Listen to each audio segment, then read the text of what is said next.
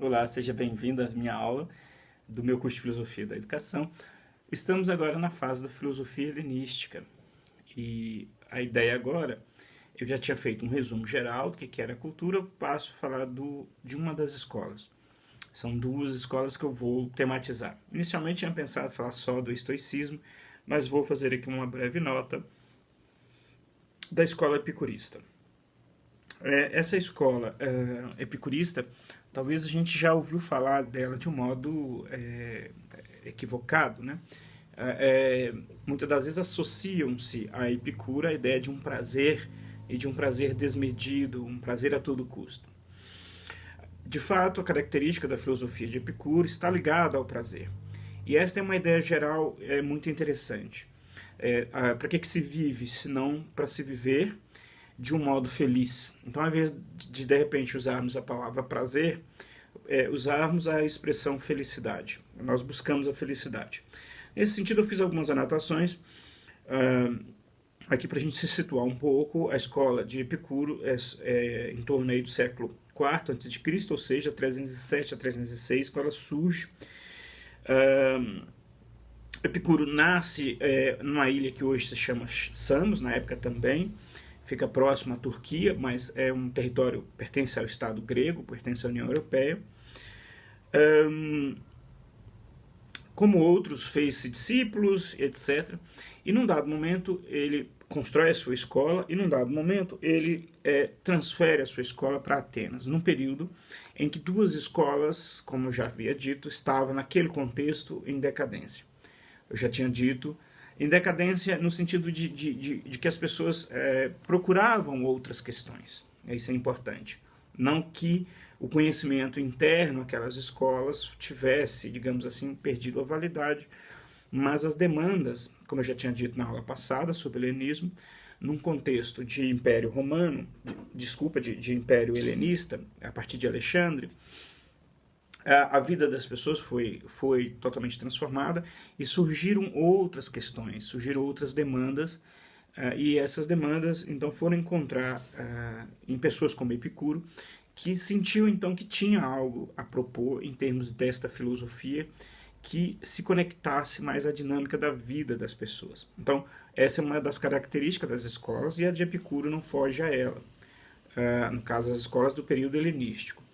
É uma filosofia que conseguisse dar, digamos assim, algum sentido para aquelas novidades, para um conjunto de novas realidades. Então, nesse sentido, para nós da educação, essas escolas, tanto a epicurista quanto a estoica, elas duas nos chamam muito a atenção, porque, de certa maneira, elas irão querer dar a resposta ligado a esse sentido da vida.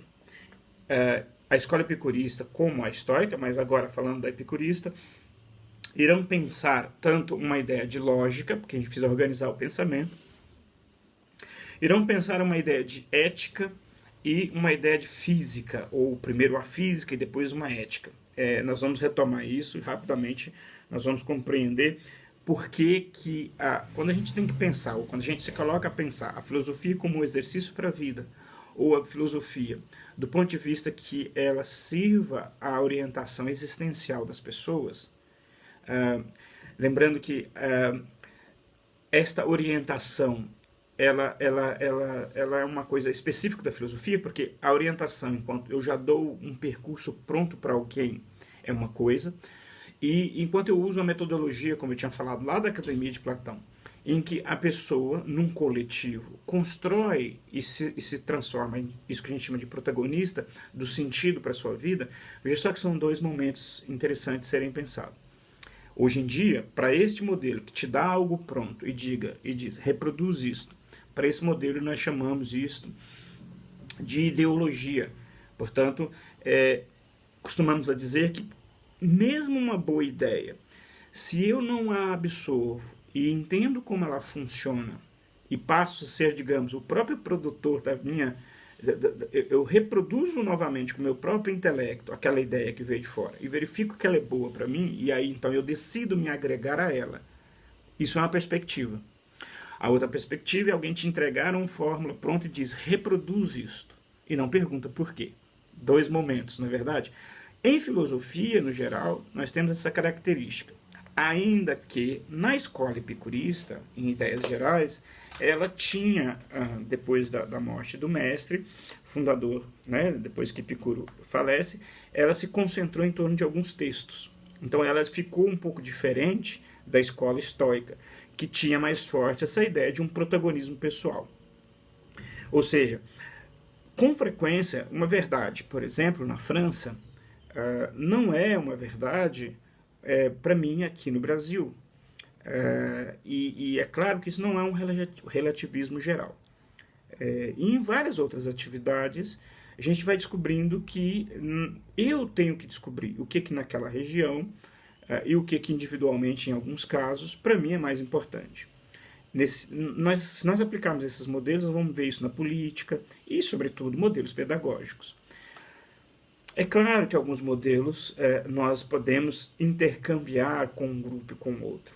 Então, a posição é não ficar, digamos assim, importando qualquer ideia, sem como se fosse assim, desmontar toda a ideia e depois nós mesmos remontamos a ideia.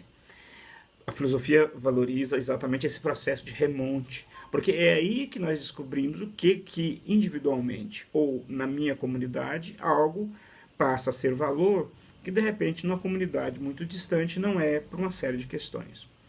Portanto, não é um processo individualista em hipótese alguma. Epicuro então propõe isso e nesse nascente império helenístico ele então muda-se para a Grécia, para Atenas, melhor dizendo, e instala a sua escola e já faz algumas diferenças. Ele instala ela num prédio e perto desse prédio tinha lá um jardim, o qual eles utilizavam. Tinha também a ideia de silêncio. Essa é uma característica que depois de Sócrates, vale dizer, tanto Platão quanto Aristóteles e aí Epicuro optaram em espaços retirados, portanto mais silenciosos. Esta ideia, em algum momento, nós vamos retomá-la, especialmente no período medieval, quando a gente vamos estudar a ideia dos mosteiros, da vida contemplativa. Mas Sócrates, ao contrário, vivia no meio da praça. E no meio da praça ele foi condenado à morte. Então alguns dizem que, a começar por Platão, se retirar da praça e ir para um lugar mais afastado, era exatamente que as ideias filosóficas acabam sendo incompreendidas e para aquele que o cultiva, em geral, não sobra coisa boa. Voltando a Epicuro, então ele escolhe esse lugar e apresenta a sua novidade em Atenas, que é exatamente uma filosofia que propõe um certo engajamento.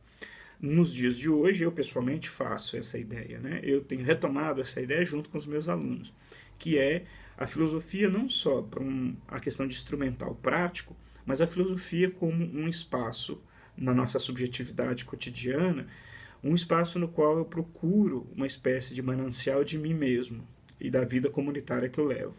Então, eu apresento isso em outras atividades, como exercícios filosóficos, justamente porque eu também acredito que hoje a filosofia tem muito mais esse papel, que inclusive sai do tradicional espaço escolar e vai para a vida de qualquer pessoa, de qualquer profissional que queira ter um contato semanal, diário, com pequenas pílulas filosóficas que falam da nossa condição, que falam dos nossos afetos, lembrando que é ódio, amor, são todos afetos, e que produz aí um processo de reflexão, e espera-se que produza um processo de educação sobre a própria condição afetiva, como esta base tematizada por Freud, que tem mais força do que a própria razão.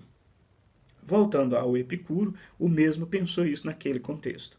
A metodologia dele, então, se coloca como isto.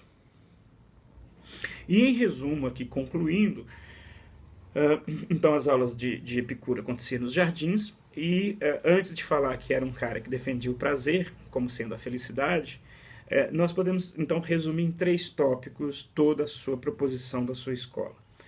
A realidade é perfeitamente penetrável e cognoscível pela inteligência do homem. O real é possível de ser conhecido. Letra B. Nas dimensões do real existe espaço para a felicidade do homem. Então não sejamos pessimistas, porque há sim a possibilidade de sermos felizes. Letra C. A felicidade é falta de dor e de perturbação. Então, dor física e perturbação psíquica. Quando a gente retira isto, isso dá alívio na consciência. E por último, letra E. Não lhe servem, portanto, a cidade, as instituições, a nobreza, as riquezas, todas as coisas e nem mesmo os deuses. O homem é perfeitamente autárquico. Essa é uma parte mais polêmica desta escola, que é a ideia que eu falava há pouco do homem como sujeito da sua história. Na atualidade, nós temos a ideia de sujeito da sua história aplicado a tradições religiosas, né? Não precisamos descartar os deuses ou Deus, no caso do monoteísmo, para sermos isso aqui, né? Podemos considerar no pacote alguém que acredita em Deus e que seja alguém autárquico. Essa questão, autárquico quer dizer, não é autossuficiente, mas é autogovernante. Porque essa ideia aqui não é a ideia de que eu sozinho sou uma ilha e eu providencio tudo para mim. Não é. Eu vou abordar isso em outro vídeo com mais detalhes, mas em hipótese alguma. Porém, tem coisas que eu consigo sim fazer a gestão. Tem coisas que são da minha responsabilidade e eu preciso cuidar. Isso casa muito bem, como casou com a tradição cristã depois. Deus tem sim suas capacidades, onipresença e onipotência, mas ele produz um ser humano com liberdade. Então, para pensar essas questões aqui, né, a realidade é penetrável e conhecível, existe espaço para a felicidade humana, a felicidade é a ausência de dor e de perturbação psíquica, e uma coisa mais radical que a cidade não serviria, né, e que o homem pode ser sozinho, ele fazer as coisas. O autor pensa 3 etapas que eu abordarei em outros vídeos. Ele pensa uma ética, ou seja, como que nós temos que agir para conseguir a felicidade. A gente vai ver que não é sendo glutão, consumista, nada disso. É exatamente sendo alguém extremamente ponderado. Depois também ele vai falar do que é o real. Nós nunca pensamos nisso habitualmente, mas quando a gente começa a fazer algumas perguntas na filosofia, rapidamente a gente fala, nossa, isso é mesmo. Mas o que é a realidade? O que é real para mim? Com exercícios didáticos ao longo deste curso, nós vamos tratar disso de várias formas. Porque quando eu entendo o que é real, eu entendo como é que eu ajo sobre o real. É como se eu soubesse qual rua leva até o centro da cidade. Aí eu descubro qual é a rua e depois eu vou andar até o centro da cidade. Então, a rua é a topografia. Vamos chamar isso de física. Físico. Né? E a ação que eu vou fazer até chegar ao centro da cidade é exatamente a ética. A ética pensa, ela fala sobre essa questão do dever ser humano. Então, portanto, sempre nós vamos ter tanto ética quanto física, e também, que é um pouco anterior à lógica. Este filósofo tem muita coisa a nos dizer também para a educação contemporânea, eu já disse, e no próximo vídeo eu retomo isso. Muito obrigado.